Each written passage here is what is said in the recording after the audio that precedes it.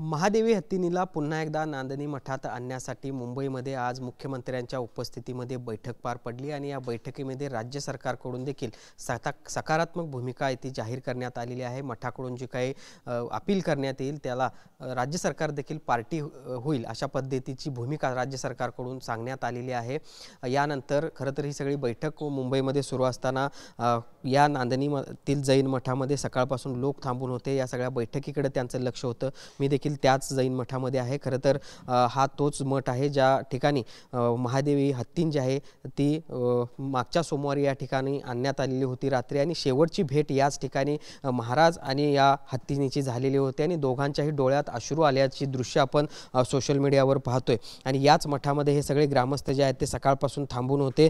काय नेमकं मुंबईच्या बैठकीत निर्णय होतोय त्याकडे त्यांचं लक्ष होतं आणि आता राज्य सरकारने ही सगळी सकारात्मक भूमिका घेतल्यानंतर ग्रामस्थांचं नेमकं काय म्हणणं आहे ते देखील आपण जाणून घेणार आहोत। काय सांगाल? खरं तर राज्य सरकारकडून सकारात्मक भूमिका समोर आल्याचं दिसते। गेले 8-15 दिवस जे काही आंदोलन होत होतं त्याच्या सगळ्याचा सांगोपाव विचार करून शासनानं बैठक बोलवली होती आणि मुख्यमंत्र्यांनी आत्ताच सांगितलं की मठासोबत राज्य सरकार ही पार्टी होईल। ही खूप म्हणजे अभिनंदनाची गोष्ट आहे, जेणेकरून ह्या सगळ्याला ताकद मिळेल ह्या आंदोलनाला आणि लवकरात लवकर हत्ती नांदणीमध्ये परत येईल अशी अपेक्षा व्यक्त होते। काय सांगाल? ग्रामस्थ म्हणून तुम्ही खरं तर गेल्या 8 दिवसापासून बघताय कशा पद्धतीचं वातावरण आहे, त्यात आता सरकार देखील नांदणीकरांच्या पाठीशी दिसते। खरोखरच गेले 8 दिवस हत्ती नेल्यापासून नांदणीला परिपूर्ण डोंगर कोसळलेला होता आणि त्या डोंगर कोसळलेल्यामुळं आज खरोखरच शासनाने आम्हाला दिलासा दिलेला आहे। आज मी या माध्यमातून तुमच्या माध्यमातून सांगतोय, खरोखरच दिलासा दिलेला आहे तो आमच्या गावाला। इतका दिलासा आनंदाचा आहे।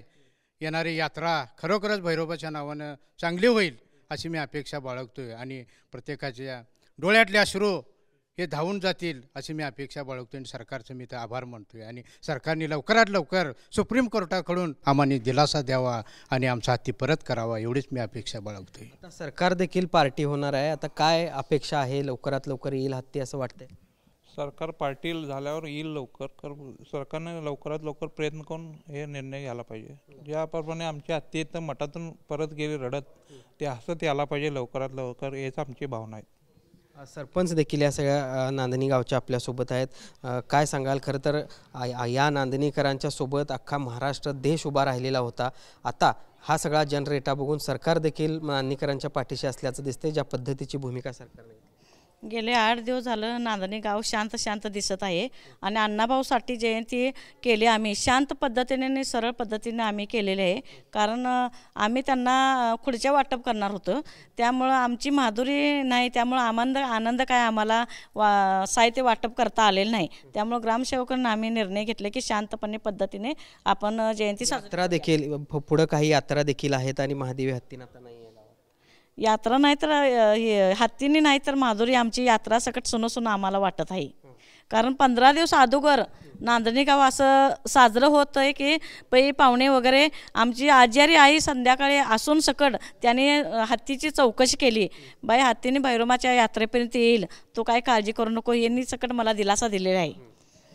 या सगळ्या हत्तीनीचे माहूत जे आहेत, जे माहूत आपण या सगळ्या शेवटच्या मिरवणुकी देखील दिवशी अगदी हत्तीनीच्या सोंडेला धरून रडताना पाहिलेलं होतं आणि त्या हत्तीनीला देखील अश्रू अनावर झालेले होते। ते इस्माईल चाचा देखील आपल्यासोबत आहेत। त्याच्या काय सांगाल?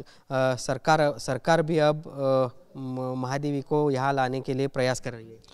देखो साहब, माधुरी के लिए सारे गाँव लोग सब मुसरे में गए, सब उसके लाने के लिए फिक्र कर रहे और मंत्रियाँ भी उसके साथ में गए, सब उनके पीछे पड़ के उसकी लाने की फ़िक्र करके जा रहे।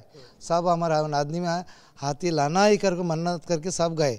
वो उम्मीद कर लेके हमारे बड़े साहब के पास मुख्यमंत्री के पास गए, बैठक चल रहा है, उनकी बात चल रही। वो क्या है, हमारा हाथी जल्दी से जल्दी आए तो बहुत आदमी खुश होता है।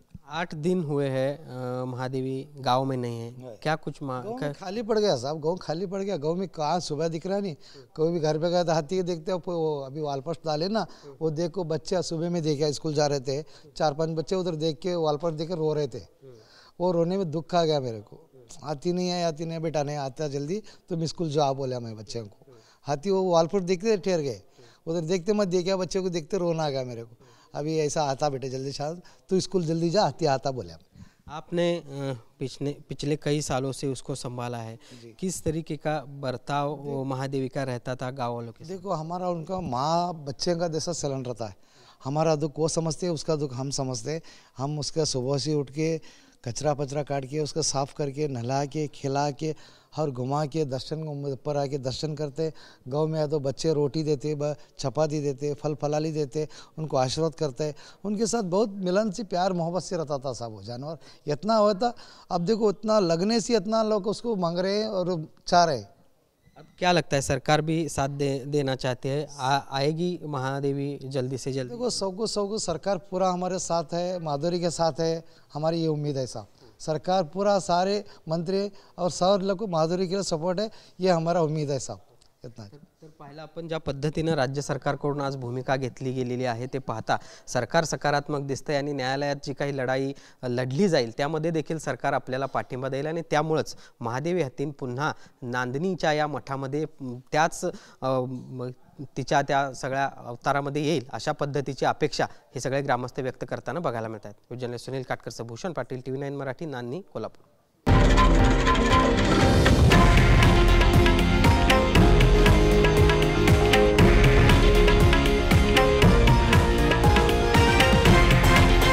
हे आहे देशातील नंबर 1 न्यूज नेटवर्क आणि आपण पाहत आहात TV9 मराठी, एकमेव।